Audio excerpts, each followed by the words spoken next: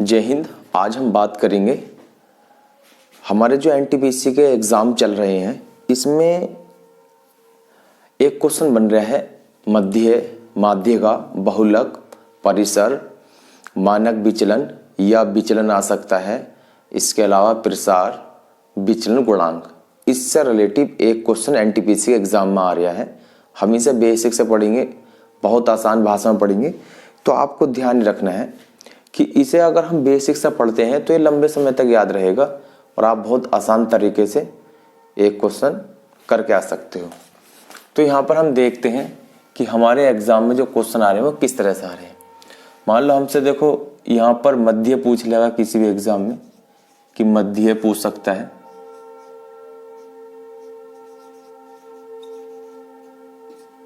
माध्य का भी पूछ सकता है, बहुलक भी पूछ सकता है, परिसर भी पूछ सकता है, मानक विचलन भी पूछ सकता है या प्रसार भी पूछ सकता है, और इसके अलावा यहाँ पर विचलन गुणांक।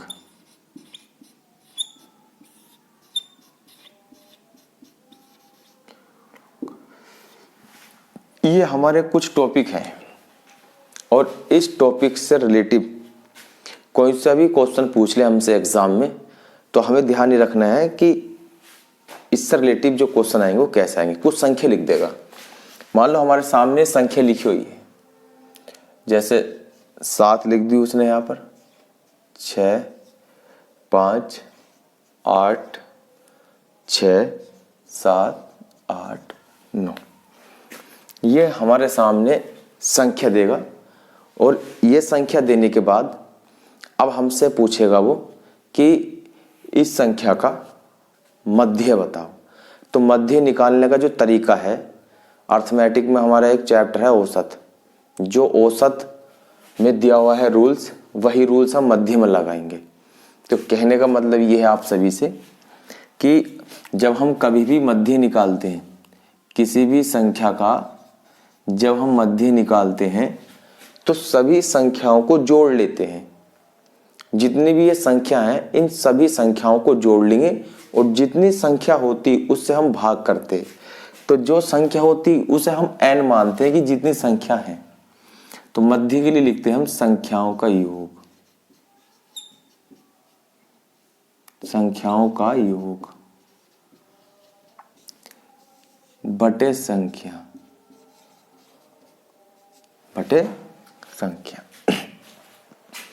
तो हमें ध्यान रखना है कि अब हम इसे अगर जोड़ें तो जोड़ के जितनी संख्या हो तो हमें यहाँ पर गिनती करनी कि संख्या जो हो रही है ये, तो वो हो जाएगा n का मान। 1 2 3 4 5 6 7 8 संख्या हो रही है हमारी 8।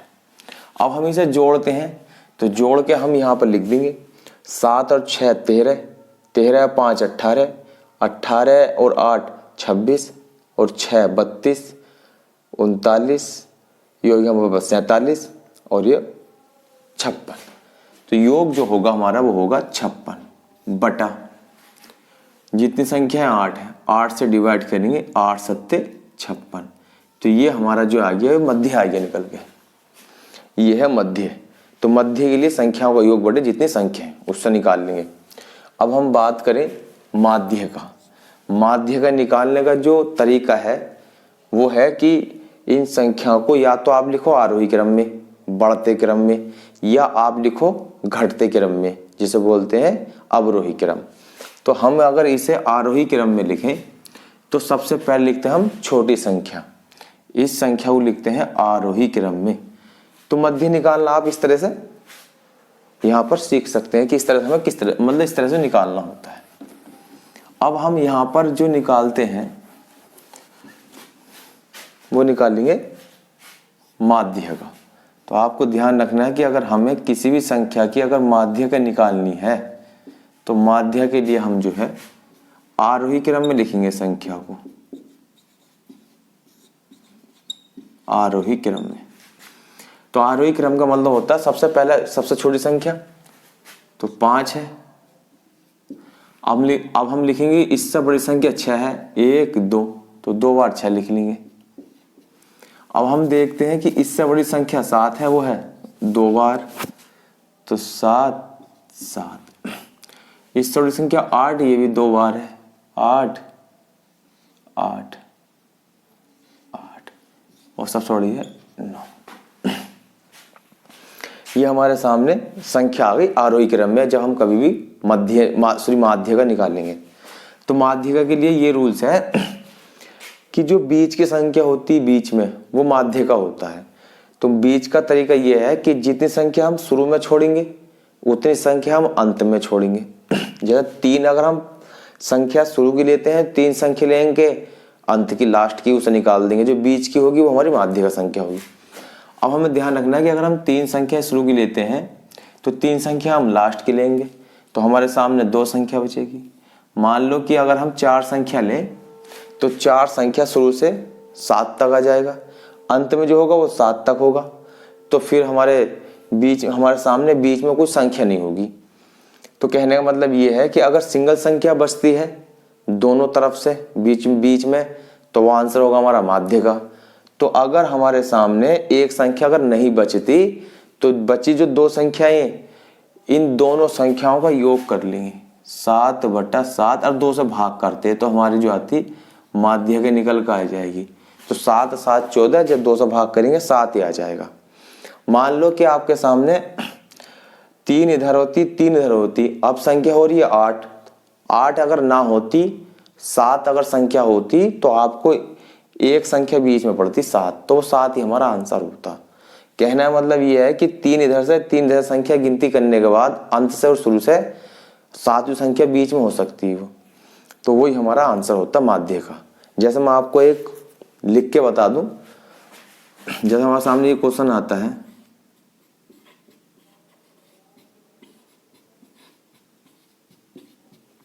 ये संख्या हमारे सामने, जब ये संख्या है, अब हम ये संख्या बैठ रही है हमारे सामने, देखो 1 2 3 4 5 6 7 8 9, 9 संख्या बैठ रही है। तो 9 संख्या जब हम इन्हें आरोही क्रम में लिखेंगे, बढ़ते क्रम में जब लिखेंगे, तो आपको ध्यान ये रखना है बढ़ते क्रम में लिखते समय संख्या सीरीज के अनुसार लिखी होनी चाहिए। अब आप जब लिख लोगे बढ़ते क्रम में, 4 निकाल लोगे आगे की और 4 निकाल लोगे पीछे की, तो ये तो मैं बिना लिखे हुए बता रही हूं, तो आंसर बीच संख्या सिर्फ सिंगल संख्या बच रही बीच में, तो हो जाएगा 9। तो अगर सिंगल संख्या आती है तो 9, तो इसमें हमारा ये आंसर क्लियर है। बीच में अगर बीच में 2 संख्या आती हैं तो दोनों को योग करके 2 से भाग कर देंगे तो आ जाएगी माध्यिका। यह बात सबकी समझ में आ गई होगी। अब हम बात करें आगे, जो हमसे क्वेश्चन पूछेगा वो बहुलक। तो बहुलक के लिए कुछ नहीं करना, आप बहुलक के लिए इसमें देख लोगे आप कि सबसे ज्यादा बार कौन सी संख्या आई है। तो हम यहाँ पर लिखते हैं बहुलक, तो हमें निकालना बहुलक। तो बहुलक निकालने के लिए आपको करना कुछ नहीं है, आपको बस ये ध्यान रखना है कि सबसे ज्यादा जो संख्या आई है बार, मतलब वो कौन सी आई है। तो 7 जो आया है वो 2 बार आया है, तो एक ये और एक ये। 6 भी 2 बार आया है और 8 भी 2 बार आया है।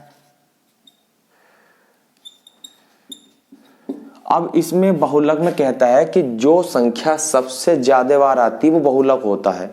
तो ये तो 7 6 8 2 बार आ रहे हैं, तो समान है। तो इसका मतलब ये है कि इसमें हम तुलना नहीं कर सकते कौन सा सबसे ज्यादा बार आया है।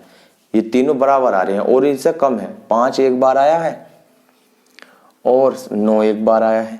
तो कहने का मतलब ये है आप सभी से कि अब इन तीनों संख्याओं में कौन सी हो सकती है, या आंकड़ा लिख देगा वो आपके विकल्प में, लिखा 7 या 6 या 8, इस तरह लिख देगा विकल्प।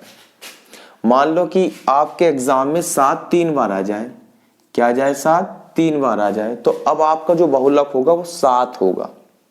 मान लो 7 3 बार नहीं आता, 6 आता है 4 बार, सॉरी 8 आता है 4 बार, तो 8 सबसे ज्यादा बार आ रहा है, तो इसका मतलब बहुलक 8 होगा। हम इस तरीके से कर सकते हैं। तो आप सभी की ये समझ में आई होगा कि बहुलक का मतलब क्या है। जैसे मैं एक संख्या लिख रहा हूं यहाँ, और हम यह 2 संख्या लिखते हैं। मान लो हमारे सामने जैसे और कोई संख्या लिखी हुई है?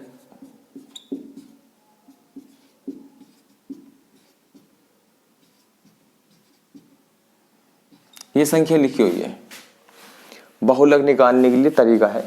अब हम इसमें देखते हैं कि इस संख्या में सबसे ज्यादा बार कौन सी संख्या आई है। तो 5 1 2 3, 3 बार तो आ गया 5, 7 1 2, तो 7 आया है 2 बार। भैया 6 एक बार है, और 8 एक बार है, 9 एक बार है, 2 एक बार है। तो सबसे ज्यादा बार जो है 5, तो बहुलक होगा हमारा 5, यही हमारा आंसर है। तो बहुलक निकालने के लिए आपने यहां पर देखा कि हमने किस तरह से निकाला है। ये सिंपल तरीका है इस क्वेश्चन का, और मैं यकीन करता हूं अगर इस तरह के क्वेश्चन आपके एग्जाम में आएंगे तो आप बहुत आसान तरीके से करके आओगे। बहुलक क्लियर हो गया। अब हम बात करेंगे परिसर की। तो आपको परिसर में ध्यान रखना है। बहुलक क्लियर। भैया परिसर में भी कुछ नहीं करना आपको। परिसर में आपको बस ये ध्यान रखना है कि जो सबसे बड़ी संख्या है और जो सबसे छोटी संख्या का अंतर निकालना। तो बड़ी संख्या क्या है? तो भैया बड़ी संख्या हमारे सामने जो है वो है 9। जो छोटी संख्या है, तो छोटी संख्या हमारे सामने 5 है। इन दोनों का अंतर ही परिसर होता है। हमारा जो आंसर होगा वो परिसर होगा। हमारा आंसर जो होगा वो 4 होगा। मतलब हमारा आंसर मतलब जो परिसर आया निकला 4, वही होगा। तो आपको ध्यान रखना है कि सबसे बड़ी संख्या में सबसे छोटी संख्या निकाल देंगे, और जो हमारा आंसर आएगा वो हमारा परिसर होगा। तो परिसर का मतलब योगी से बोलते हैं रेंज। अब हम आगे बढ़ते हैं कि हमसे आगे अगर किसी और एग्जाम में कुछ और पूछेगा तो हमें ध्यान रखना है कि इस तरह के क्वेश्चन हमारे एग्जाम में आ रहे हैं। हम बात करते हैं मानक विचलन। भाई मानक विचलन निकालने के लिए आपको पहले मध्य निकालना होगा, मतलब मध्य। तो इसे हम शॉर्ट फॉर्म में m लिख लेंगे। तो मध्य जो आया था हमारा निकल के, मतलब 56/8, तो मतलब 7 निकल कर आया था मध्य। इसका निकाल लेंगे, इसके मध्य जोड़कर हमने इन संख्याओं का योग करा तो वो आया 56। असंख्य है 8, 8 से हम जब डिवाइड करेंगे तो 7 हमारा इसका आंसर आएगा। तो वो होगा हमारा मध्य, उसे हम m लिख सकते हैं। और n का मान जो लिखेंगे वो लिखेंगे हम 8, क्योंकि n जो होती है वो संख्या होती है। n जो होती है ना वो संख्या होती है। अब हमें बस जब हम मानक विचलन निकालेंगे तो मानक विचलन में हमें करना क्या है? हमें करना ये है कि हमें एक रूट बनाना है, और इस रूट के अंदर जो मध्य निकल कर आया 7, इसे हम m मान लेंगे। और आपको ध्यान ये रखना है कि मध्य में से सारी संख्या निकालते हैं एक एक बार। मध्य में से प्रत्येक संख्या एक बार निकालते हैं, उसका वर्ग कर लेते हैं। तो अब हम 7 में जब 7 निकालेंगे, ये 7 हमारा m है, तो इसे हम करेंगे m माइनस का 7 स्क्वायर, प्लस का चिन्ह लगा लेंगे इसमें। ये हो जाएगा m माइनस का 6 की पावर 2 प्लस m माइनस का 5 की पावर 2 प्लस m माइनस 8 की पावर 2 और प्लस m माइनस 6 की पावर 2 प्लस m माइनस 7 की पावर 2। इस तरह से हम इसे लिख लेंगे और सब घटा कर लिख लेंगे। तो मैं यहाँ पे लिख रहा हूँ अलग से, और नीचे लिखते हैं इसके n, मतलब संख्या n जो हमारी संख्या है। अभी हमारी संख्या 7 के बाद और रह गई है, तो मैं वो यहाँ को लिख रहा हूँ अलग से, ठीक है, इस तरह से। तो m माइनस का 8 की पावर स्क्वायर, प्लस का चिन्ह लगाएंगे, प्लस m माइनस का 9 की पावर स्क्वायर। ये सब इसके रूट के अंदर है संख्या। अब आपको ये ध्यान रखना है। अब देखो इसका शॉर्ट तरीका क्या है, और आपको बताया कि अगर हम m में से 7 निकाल रहे हैं तो 7 देख लो कितनी बार है, 1 2, तो 2 गुणा ही कर दो। हमने जो लिखा ना है 7 ये लिखा, तो ये 7 हमने मतलब इसमें तो घटाया है, तो अगर यहाँ ना लिखकर अगर हम 200 को गुणा कर दें मतलब वही रहेगा। आने वाले क्वेश्चन में आप ऐसे ही कर लेना कि जब जितनी संख्या हो उतनी से गुणा कर लो घटाकर m में से। तो हम यहाँ पर लिखते हैं m का मान हम 7 में 7 निकालते हैं तो हमारे सामने आ जाएगा 0, और 0 का स्क्वायर 0 होता है, प्लस लगा लो। m में से 6 गए तो प्लस का 1, क्योंकि m का मान क्या है 7, तो 1 बचेगा। जब 7 में से 6 जाएंगे 1 का स्क्वायर प्लस m में से प्लस माइनस के 5 जाएंगे 2 का स्क्वायर कर लो, ये आएगा प्लस m माइनस 8 तो माइनस का 1 बचेगा, इसका स्क्वायर करो प्लस। अब 6 है यहाँ प्लस का 1, इसका स्क्वायर, यहाँ भी 0 स्क्वायर, यहाँ माइनस का 1 स्क्वायर और प्लस का भैया यहाँ जाएगा माइनस का 2 स्क्वायर और बटा 8, क्योंकि 8 हमारी ये संख्या है तो 8 हमने इसलिए लिखा। हम सभी जानते हैं कि अगर हमारे सामने कोई संख्या माइनस में हो और उसकी घात सम के रूप में हो, मतलब जो सम से कटती है उसकी घात 2, 4, 6, 8, 10 ऐसे, अगर सम की घात हो और संख्या माइनस में हो तो वो हमेशा सम में निकलती है। विषम में अगर कोई घात है और माइनस में अगर हमारी कुछ संख्या है तो माइनस में निकलेगी, प्लस तो प्लस में रहता ही है। तो 0 का मान 0 होगा, रूट में लिखेंगे 0 प्लस 1, इसका मतलब कितना होगा 4, इसका मतलब 1 क्योंकि माइनस माइनस प्लस हो जाएगा, प्लस 1 प्लस 0 प्लस 1 प्लस 4 बटा 8, ये 8 नीचे रहेगा हमारा रूट। अब हम इसे जोड़ लेंगे 1, 4, 5, 6, 7, 8 और 4 12 बटा 8। अब हम इसे 4 से काटेंगे, 4 दूनी 8, 4 तिया 12, तो हमारे सामने आ जाएगा 3 रूट 2। तो ये जो आया हमारे सामने ये मानक विचलन आया है। मानक विचलन क्या आया है? रूट 3/2 ये आया है। अब हम बात करें कि अगर हमसे पूछेगा कभी भी प्रसार, तो प्रसार में करना क्या है? जो मानक विचलन आया है उस विचलन का स्क्वायर करना, आपको उस विचलन का स्क्वायर करना है प्रसार में। तो विचलन कितना हमारे पास? रूट 3/2 का स्क्वायर बराबर यहाँ आ जाएगा हमारे सामने 3/2। आपको ध्यान रखना है कि प्रसार जब हम निकालेंगे तो उसके लिए हमें मानक विचलन जरूरी है निकालना, और जब मानक विचलन निकालेंगे तो उसके लिए हमें मध्य जरूरी है निकालना। इस बात का भी आपको ध्यान रखना है। अब हम बात करें विचलन गुणांक, तो विचलन जो गुणांक है वो विचलन गुणांक होता है। इसके लिए मैं आपको सूत्र बता रहा हूं, और ज्यादातर हमसे एग्जाम में ये क्वेश्चन तो बहुत कम पूछा जा रहा है। बहुलक, माध्यिका, मध्य या परिसर या मानक विचलन ये ज्यादा पूछा जा रहा है। अब हम इसमें अगर हम विचलन गुणांक निकालते हैं तो कैसे निकालेंगे, उसके लिए अलग से ट्रिक है। मैं उम्मीद करता हूँ आप सभी की ये समझ में आ गया होगा। एक बार मैं रिवीजन कर देता हूँ इस क्वेश्चन का। मानक विचलन निकालने के लिए आप सभी सबसे पहले आप मध्य निकालोगे, तो मध्य हमारा आया 7, संख्या गिन लोगे वो n का मान हो जाएगा 8। तो सूत्र है m, जो मध्य निकल का आएगा उसमें से प्रत्येक संख्या घटाएंगे, ठीक है। प्रत्येक संख्या घटाने के बाद उसका स्क्वायर करते हैं। तो हमने वही करा, पहले 7 फिर 6 इस तरह 9 तक घटा लिया, उसको स्क्वायर करा बटा n लिख दे जितनी संख्या है। आप चाहो तो ये भी कर सकते हो कि हमारे पास m-7, 7 2 बार है 200 गुणा कर लो, m 6 2 क्या बार है 2, तो 200 गुणा कर लो। जो जितनी बार हो उतने से गुणा कर लो। इस प्रकार से भी हमारा आंसर समान आएगा। तो ये इस तरह से हम आगे करते हैं क्वेश्चन, तो हमारे सामने आता है रूट 3/2। अब हम बात करें जब हम कभी भी निकालते हैं विचलन गुणांक, तो विचलन गुणांक के लिए हमें करना ये है कि इसमें हमें विचलन गुणांक में 2 बातों का ध्यान रखना है कि विचलन गुणांक तभी आएगा जब हमारे सामने विचलन प्लस मध्य होगा। तो इसलिए हम करते हैं, मैं आपको बता रही हूं विचलन गुणांक की ट्रिक। विचलन बटा मध्य और गुणा 100, ये इसकी एक ट्रिक है भाई।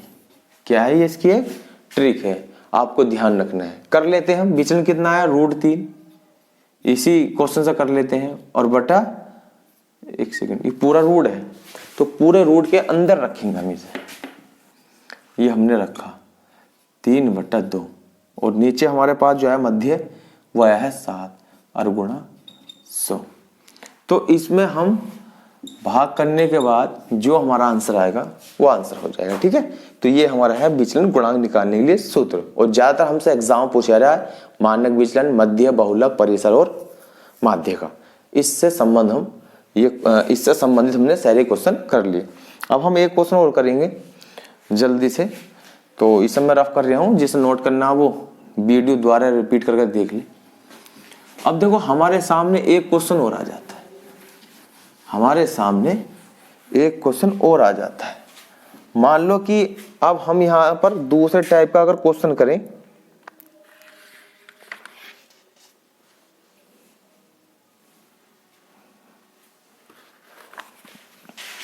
दूसरे प्रकार का क्वेश्चन हमारे सामने 10, 11, 9, 10, 11, 12, 13, 12।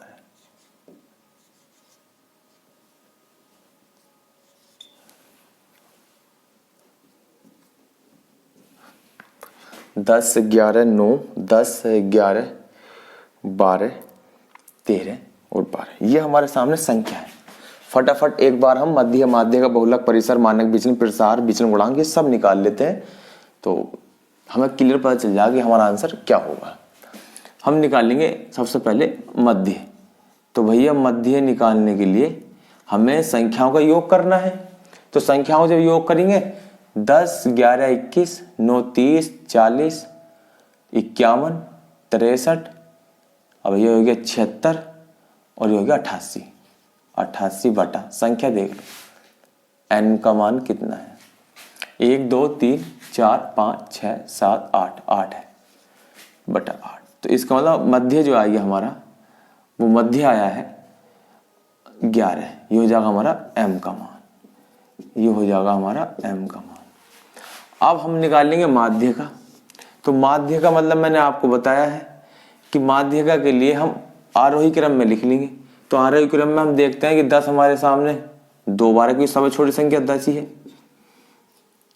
सॉरी 9 है, 9 तो 9 लिखेंगे, फिर 10 लिखेंगे, तो अब फिर इसके बाद हम लिखेंगे 11, 1, 2, फिर लिखेंगे हम 12, तो 12 हमारे सामने 2 है, और फिर 13। तो 1, 2, 3, 4, 5, 6, 7, 8 पूरी 8 संख्या होगी। 3 ले लो ये, 3 ले लो ये, बची 2 ये, बीच की ना जोड़ लो, 11 प्लस का 11 बटा 2। तो हमारे सामने 11 क्या आ गया, माध्य का आ गया। 11, 11, 22, जब 2 से भाग करेंगे तो 11 बार कटेगा, तो 11 माध्य का आ गया। बहुलक में हमें ध्यान रखना है जो सबसे ज्यादा बार हो। तो देखो सबसे ज्यादा बार संख्या 11, 2 बार आ रही, 11 भी 11 2 बार, और भैया 10 भी 2 बार, 10 भी 2 बार, ठीक है। और भैया यहाँ पर आ गया है, यहाँ पर 12 भी 2 बार। अब ये सब 2-2 बार हो रही, तो इसका आंसर होगा 11 या 10 या 12, मतलब 10 पहले आ जाएगा। तो 10 या 11 या 12 इसमें कोई से भी हो सकता है। अगर मान लो 11 3 बार आता तो इसका आंसर 11 होता बहुलक। बात करें परिसर की, तो परिसर मैंने आपको बता दिया है। परिसर में हमें सिर्फ ये ज्ञात करना है कि जो सबसे बड़ी संख्या है, तो सबसे बड़ी संख्या 13 है, सबसे छोटी संख्या 9 है। इन दोनों का अंतर ही हमारे सामने वो होगा परिसर। तो ये हो गया परिसर। मानक विचलन निकालने के लिए हमें पता है कि रूट के अंदर m का मान हमारे पास जो आया था वो आया था 11, क्योंकि 88 बटा 8 आया था। तो जब 88 को हम 8 से डिवाइड करेंगे तो 11 आ जाएगा। तो 11 में से 10 निकाल लेंगे। 11 देखो सीरीज के अनुसार इसमें से हम प्रत्येक संख्या निकालेंगे। तो 11 में से जब 10 निकालेंगे तो 1 का स्क्वायर प्लस 11 में 11 गए। तो अब आप ऐसे करो कि 10 कितनी बार है, 2 बार, तो यहाँ 2 से गुणा करो। तो कहने का मतलब ये है कि इसे ब्रैकेट बंद करके 2 से गुणा कर लेंगे। अब 11 देखो, 11 में 11 गए 0, तो 11 में जब 11 जाएंगे तो 0 की पावर हो जाएगी 2 और गुणा। अब हमें ध्यान रखना है कि यहाँ पर 11 कितना था, 2 बार, तो 2 से गुणा करेंगे, प्लस चिन्ह लगाएंगे। अब 9 घटाएंगे 10 में से, जब 10 में से सॉरी 11 में से जब 9 जाएंगे तो माइनस के नहीं प्लस के 2 बचेंगे, तो 2 बचेंगे, 2 का स्क्वायर हो जाएगा ये प्लस 10 हो गया, 2 बार आ गया, 11 भी 2 बार आ गया, बचा 12। 11 में से 12 आएंगे माइनस का 1 का स्क्वायर और 12 है 2 बार, 1 यार 1 है 2 से गुणा कर लेंगे यहाँ प्लस का 11 में से माइनस 13 निकालेंगे तो माइनस का 2 स्क्वायर और बटा ही आ जाएगा भैया 8। ये तो हो गया देखो 2 रूट में लिखेंगे प्लस ये हो जाएगा 0 क्योंकि 0 की संख्या किसी संख्या से करते हैं तो 0 हो जाता है। ये हो जाएगा 4, ये हो जाएगा 2 क्योंकि हमारे सामने माइनस माइनस प्लस और 2 से गुणा करेंगे हो जाएगा 4 और बटा 8 बराबर 2 और 4 6 और 6 6 12 बटा 8 रूट तो ये आ जाएगा 3 बटा 2 रूट। अब हमसे पूछा है प्रसार, तो प्रसार होता है विचलन स्क्वायर, विचलन स्क्वायर तो इसका मतलब हो जाएगा रूट 3 बटा 2 का स्क्वायर तो मान हो जाएगा 3 बटा 2। विचलन गुणांक, विचलन इसका आंसर होगा विचलन गुणांक निकाल लिया, विचलन बटा मध्य और गुणा 100। तो विचलन जो हमारे सामने है वो है रूट 3 बटा 2 और बटा मध्य हमारे सामने आया है 11 और गुणा 100। ये रूल्स था हमारा। तो अब हम इसका आंसर निकाल लेंगे, भाग करके जो भी आएगा इसमें वो आंसर होगा। तो हमने ये क्वेश्चन पूरे कर लिए हैं, मध्य, माध्य का, बहुलक, परिसर, मानक विचलन, प्रसार और विचलन गुणांक। तो इस क्वेश्चन पर आधारित जो भी क्वेश्चन हो आपके प्रैक्टिस सेट में वो कर लेना। तो अब हम मिलेंगे नेक्स्ट वीडियो में। जय हिंद।